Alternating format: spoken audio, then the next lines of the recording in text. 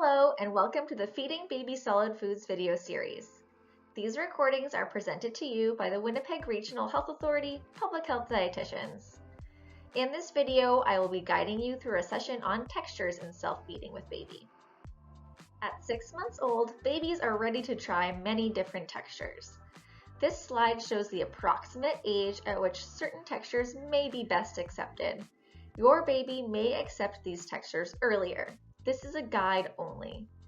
It is important to note that babies do not need teeth to start eating solid foods. That being said, many families like to start with smooth, pureed textures at 6 months. It is recommended to move on to lumpy, mash, and mince textures by 7 to 8 months. Delaying the introduction of lumpy textures beyond 9 months may cause feeding difficulties as your baby gets older.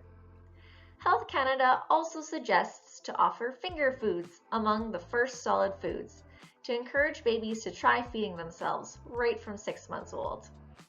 Foods should be soft enough that you can squish them between 2 fingers with a small amount of pressure, or squish on the roof of your mouth with your tongue. Babies will be better at feeding themselves when they have developed the ability to pick things up with their fingers, rather than their whole hand or palm. Offering finger foods encourages your child to feed themselves. By 12 months, your child should be offered a variety of family foods with modified textures.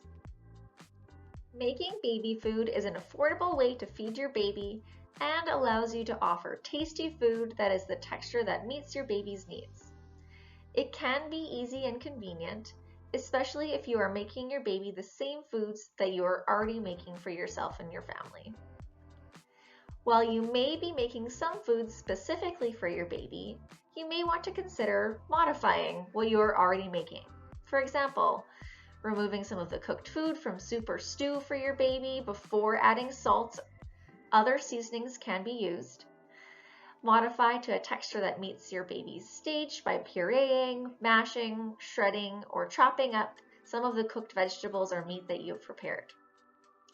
If you are considering making pureed baby food ahead of time and freezing, keep in mind that baby's textures needs change very quickly and they may not be eating only purees for very long. I will go over some different texture examples in the next few slides. The example here shows some options for feeding baby chicken. If you put the food on a spoon, your baby can also try to hold the spoon to practice feeding themselves that way.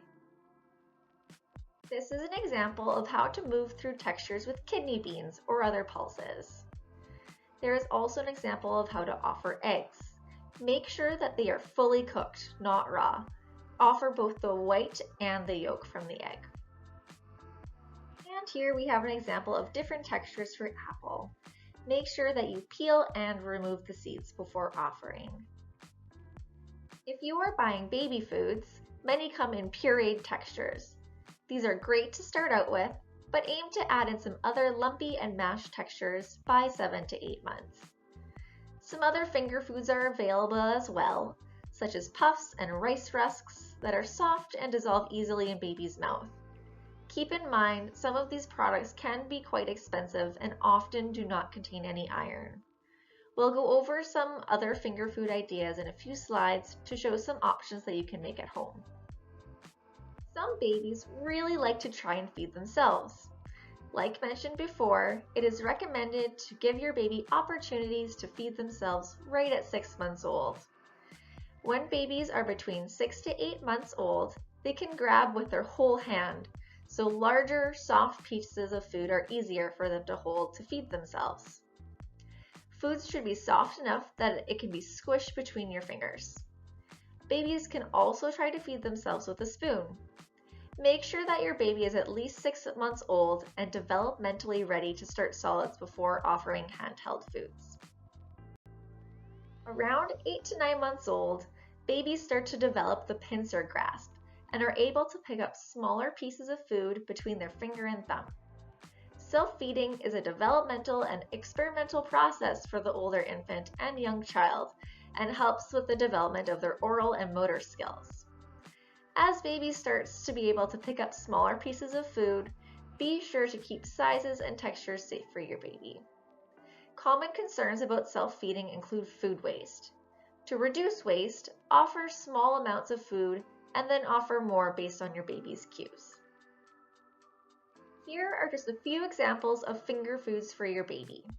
Take note of the iron-rich foods at the top and how they can be offered as first foods.